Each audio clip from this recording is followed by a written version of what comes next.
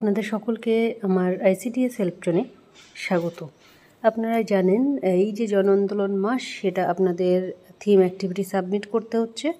তো 18 তারিখ কি থিম অ্যাক্টিভিটি সাবমিট করবেন সেই বিষয় নিয়ে আজকের এই ভিডিও। তো অবশ্যই আপনারা ভিডিওর সঙ্গে থাকবেন, কারণ আপনাদের প্রত্যেক দিন এই যে অ্যাক্টিভিটি পার্টিসিপেশনের ফর্ম সেটা কিন্তু আপলোড করতে হবে এই জন আন্দোলন পোর্টালে।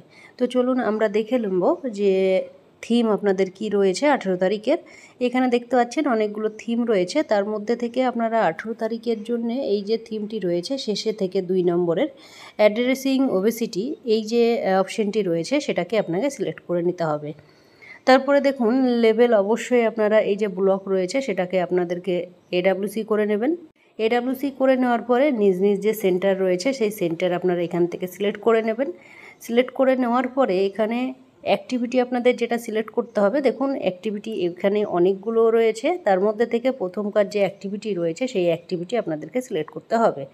BMI screening growth measurement camp for children, adolescence and adults, এই যে অপশানটি রয়েছে সেটা আপনারা 18 তারিখের জন্য অবশ্যই আপনারা সিলেক্ট করে নেবেন।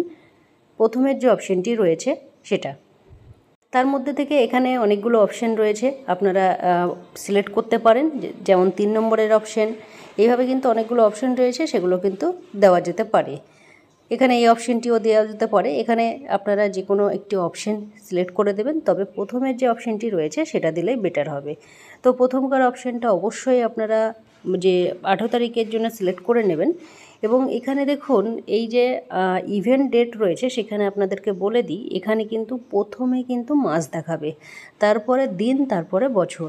তো দেখতে পাচ্ছেন দেওয়াই রয়েছে এখানে, কারণ এখানে একটু উল্টো করে দেখাতে পারে। অনেক ওয়ার্কার দিদিরা হয়তো ভাবতে পারেন যে তারিখ বা দিনটা কেন প্রথমে দেখাচ্ছে না, তারপরে মাস দেখাচ্ছে না, বা তারপরে বছর দেখাচ্ছে না কেন, এরকম কিন্তু ভাবনা চিন্তা আসতে পারে। তো দেখুন আমি এখানে 18 তারিখ সিলেক্ট করে নেব। 18 তারিখ সিলেক্ট করার পরে এখানে দেখতে পাচ্ছেন প্রথমেই কিন্তু মাস শো করছে, আমি এর আগের ভিডিওতে বলেছিলাম। তারপরে কিন্তু দেখুন দিন, অর্থাৎ 18 তারিখ, তারপরে কিন্তু বছর। এই জিনিসটাকে আপনাদেরকে আমি কনফিউশন হবে বলে বারবার কিন্তু ক্লিয়ার করে দিচ্ছি। তারপরে দেখুন এখানে যারা পার্টিসিপেন্টস করেছিল বা যা ডিটেলস যারা ছিল ওই দিনকে, যে আপনাদের থিম অ্যাক্টিভিটি হচ্ছে কতজন ছিল সেই সংখ্যাটা কিন্তু অবশ্যই আপনারা এখানে বসাবেন। না বসালে কিন্তু আপনারা সাবমিট করতে পারবেন না। কোনো ঘর আপনাদের ফাঁকা রাখা চলবে না। বিশেষ করে দেখবেন যে এই যে স্টার মার্ক দেওয়া রয়েছে সেই ঘরগুলো যেন বাদ না যায়, তাহলে আপনারা সাবমিট করতে গেলেই কিন্তু আপনাদের সাবমিট হবে না।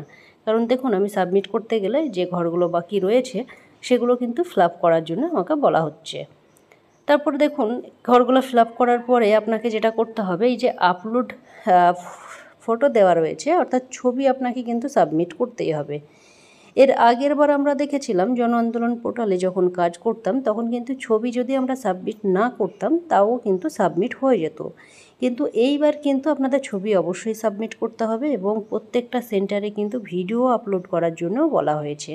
তো আপনাদেরকে প্রত্যেকটা সেন্টারে একটি করে ভিডিও অবশ্যই আপনারা আপলোড করবেন।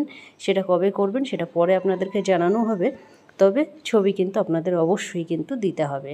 তো ছবি আপনারা অবশ্যই দেখবেন এই যে 2 MBর মধ্যে কিন্তু আপনাদেরকে দিতে হবে, কারণ এর থেকে সাইজ যদি বড় হয় তাহলে কিন্তু কোনোভাবে সাবমিট করা যাবে না। তারপরে শেষের দিকে দেখুন এই যে ডেসক্রিপশন বক্স রয়েছে, সেই ডেসক্রিপশন বক্সে আপনারা যদি কিছু লেখেন তাও হবে, যদি না লিখেন তাতেও কিন্তু কোনো রকমের সমস্যা নেই, আপনারা সাবমিট সুন্দরভাবে করতে পারবেন। এই ডেসক্রিপশন বক্সে কিছু যে যদি না লেখেন তার মানে এই নয় যে আপনি সাবমিট করতে পারবেন না। এ ঘর ফাঁকা রাখলেও কিন্তু আপনি সাবমিট করা যাবে। যেগুলো ফাঁকা রাখলে আপনি সাবমিট করতে পারবেন না, দেখুন তার পাশে কিন্তু এই যে স্টার মার্ক রয়েছে সেগুলো কিন্তু দেওয়া রয়েছে, অর্থাৎ তারা চিহ্ন কিন্তু এখানে দেওয়া রয়েছে। এখানে দেখুন ডেসক্রিপশন বক্সে এই যে এখানে দেখুন কোনো রকমের স্টার মার্ক নেই, তার মানে এই ঘর যদি ফিল আপ না করেন তাও কিন্তু আপনি সাবমিট করা যাবে।